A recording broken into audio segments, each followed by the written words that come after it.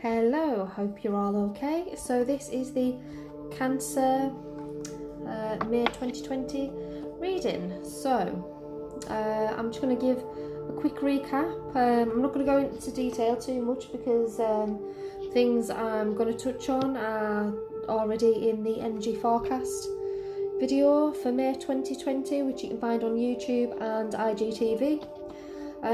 So first off, May 1st we've got Beltane. A lot of people start to celebrate it from the 30th of April in the evening. Very much time for creation, fertility, passion, also abundance and creativity and commitment. So yes, I have give some details in the energy forecast reading on how you can honour and celebrate Beltane. On the 5th of May, the nodes are shifting. So for you Cancerians, it's coming out of your house.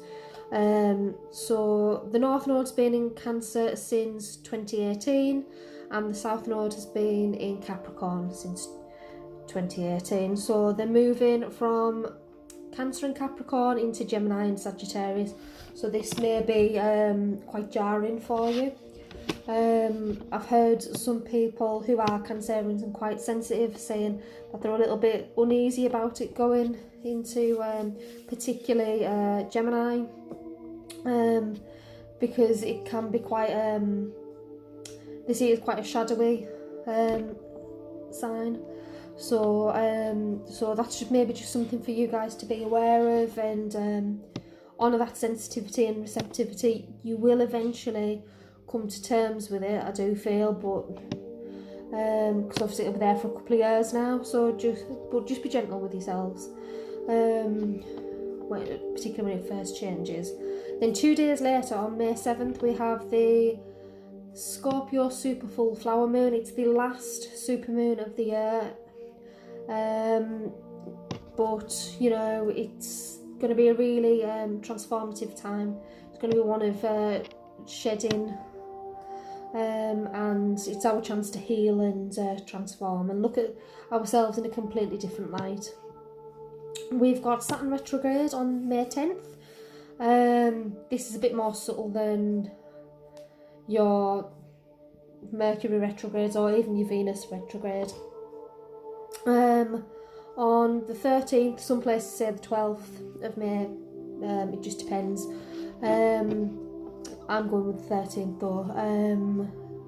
Venus enters retrograde in the house of Gemini, so it could be quite sticky for some of us Geminis. Now Venus actually only goes into retrograde every 18 months or so it's going to be quite a powerful one. It might bring some quite strong insights or quite strange dreams. For those of us who are already having strange dreams, this may be a bit unusual, but certainly it can be dreams related to matters of the heart particularly. So that is something also for us to be aware of.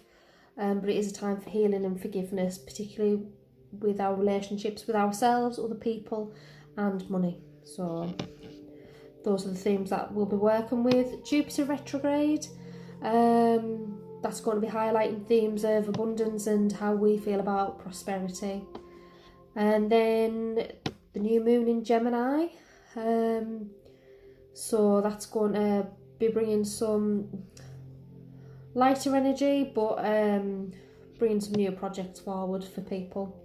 Our light worker of the month is Mahatma Babaji, and he is asking, the message coming forward for him is asking us to be aware that what we think, do, say and feel, these are the things that create our reality. So we have to be very careful around these issues. Think of your law of attraction.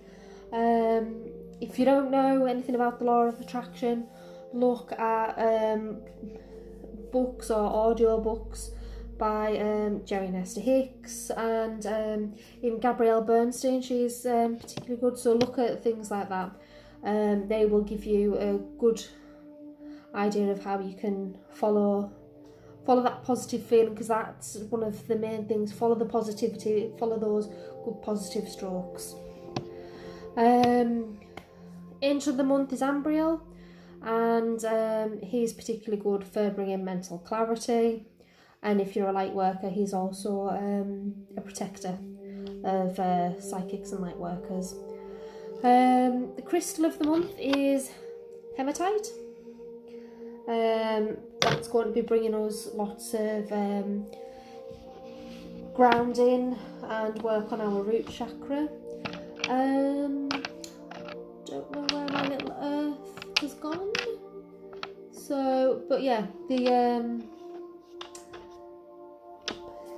unimportant, I suppose.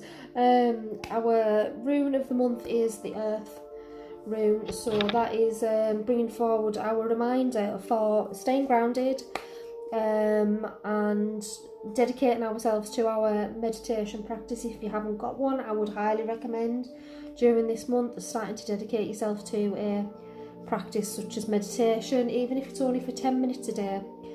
It will serve you the world of good. Hematite's also really useful for helping to keep our root chakra balanced and in harmony, so that is something for you to be aware of. There is the rune. I was actually looking right at it.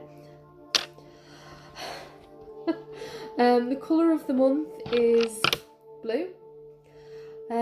This is helping to bring a sense of peace and calm for us, and for those of us who are still working, also an element of professionalism and efficiency in the work that we're doing. The number of the month, with it being May, is the number 5. So this is one of helping us to make positive life choices, learning life lessons through experiences, and for us to attain greater stability. And finally, our goddess of the month is Green Tara. She's known as the Mother of Liberation. She's a Buddhist goddess, and her teachings surround compassion, loving kindness and emptiness, and she's a very speedy helper, and she does help us get to grips with understanding situations and support around relationships. So that was a very quick update. So for you Cancerians, we have the 6 of Swords. So actually this is a pretty good card to have, moving out of some really choppy waters for you. You're not quite clear yet, but you may have felt some challenges the past couple of weeks, and you've probably experienced it more on with your feelings and your emotions, with you being such an emotionally charged sign. Just know things are set to improve, and things should present as less of a challenge for you, but just be really, really aware that you're not quite there yet, but you are on the journey. Obviously, with so much change coming up, it will be highlighting some areas for you to heal this month, particularly on an emotional level. Just be kind, be compassionate with yourself, but the end is in sight. If you would like a more in-depth reading, please get in touch with us. You can get in touch either via Instagram or Facebook, or via email or our website as well, and we'll get back to you. You can do the readings either via Zoom or Skype or email. So yeah, thank you for joining us, and I hope you have a lovely May.